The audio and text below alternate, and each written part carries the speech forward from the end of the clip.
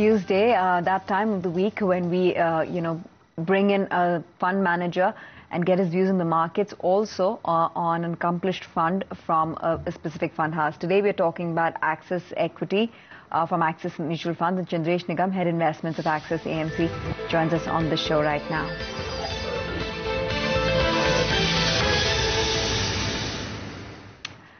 Chandresh, hi. So good to have you on the show. Now, before we talk about Axis Equity, which is your large cap come mid cap fund, just a broad view on the market post the budget and in the run up to the elections over the next 1 year. What do you think the market could do in the medium term? Okay, so I think the budget was some kind of a culmination of what we have seen over the last 4 or 5 months. Government's attempts at some fiscal consolidation, getting some of the reforms going. And that has, to an extent, reduced the medium-term risks in the economy. So investors, both local and foreign, I think, should look at it reasonably positively. The fact that there will be, and there has been an attempt, serious attempt to get back to fiscal stability. And that's good for the long-run prospects of both the economy as well as the corporate sector. Part of it has already been reflected in the markets. Markets have moved about 15 to 18%. And the next stage of the market now will be how these, the rest of the reforms and the implementation of some of the Cabinet Committee of Investment issues, etc., are taken forward, and whether we can then hope to see some improvement on the investment demand, which, as you know, has been the big factor why our GDP growth rate is under pressure. The fact is that inflation is getting addressed. Certainly the core inflation, interest rates should start to come off. And over the next 6 to 9 months, we see a stage being set up for a significant increase in GDP for the year FY14 and 15. And once that happens, I think there is a significant move possible in the markets. From a corporate profit perspective, I think FY13-14 will be a year of consolidation, as has been the year 12-13 with single-digit profit growth rates. And I think the market has kind of okay with that, has kind of digested all of that. And then, over the next 6 months, I would think we will get more idea about the economy, where we are headed. And if the things are favorable, the economy-sensitive companies, which is a large part of our market, should start to perform pretty well. Elections is something which does create some amount of uncertainty, but it's coming in a period when we are not really going for very aggressive growth. And as I said, it's a period of consolidation. So either ways, its impact on the economy for this particular year, which is the coming year 13-14, is not likely to be very large either way. Funds like Axis Equity, which is large cap and mid cap as well, how will you manage risk as mid caps have been decimated in the market? So you're right, Axis Equity Fund is a large cap biased fund. Our strategy is to buy solid long-term growth at a reasonable valuation. And we are finding opportunities both in the large cap and the mid cap space. One of the important differentiating factors about Axis Equity Fund has been its focus on risk as measured by its volatility of the fund, and it is the only fund in the industry which carries a volatility target. And from that perspective, we have to have serious views on the risk profile of our investments.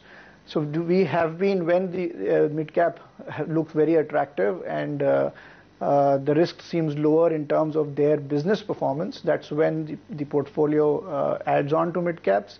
And as has, let's say, happened from January till date, when the prices have really moved up and the economic conditions don't look very strong, we have trimmed our mid-cap exposure. Overall, we have maintained the portfolio volatility or the risk level at less than the market levels, and that's been one of the differentiating features of Axis Equity Fund. Right. What sectoral allocations have changed over the month of March as part of your portfolio strategy then? I mean, are you taking more risk or largely staying with the defensives?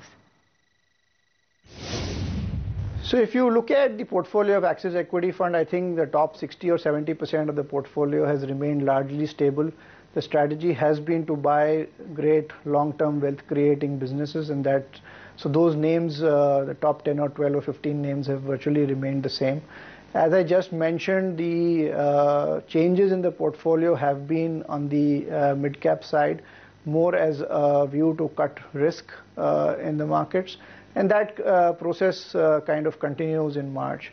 From a sectoral perspective, I don't think we made any significant changes to merit any real discussion here. At the margin, we may have reduced some exposure to energy after a sharp run-up, but other than that, the portfolio remains largely the same. Right. Chandresh, your focus in financials is on private banks. ICICI Bank, HDFC Bank are some of your top holdings. What's your view on PSU banks and also NBFCs? So we think there are sustainable business models across the three segments of the market, which is private banks, public sector banks, and NBFCs. We kind of feel a little bit more confident of the medium term in private sector banks in terms of growth potential. So also in select NBFCs. Public sector banks, we have some concerns, while long term they look extremely attractive. So we do have some exposure to them. But once we are sure that the economic cycle has kind of bottomed out and GDP is likely to start to move up, that would be a time to further increase allocations to the public sector banks. Till then, we are staying in what we believe are growth businesses even during this period. So we will stick to the private sector banks largely and select NBFCs. Right. I also see ITC as your biggest stock holding. A lot is not working for the stock right now. Valuations, higher taxes. Is it still a conviction call? So specifically on the stock, I think the last 10-15 years performance has been very strong. We think the company has pricing power. And we do believe that there are significant strengths which should lead to reasonably good performance out in the future. As I said, and I'm not talking specifically about ITC, any company which can grow sustainably for long periods of time and has pricing power, which means it can ensure profitability and return on capital, I think will be a wealth-creating company, and we will continue to look at those companies closely. And our portfolio would be largely comprised, the core portfolio certainly will be largely comprised of such businesses.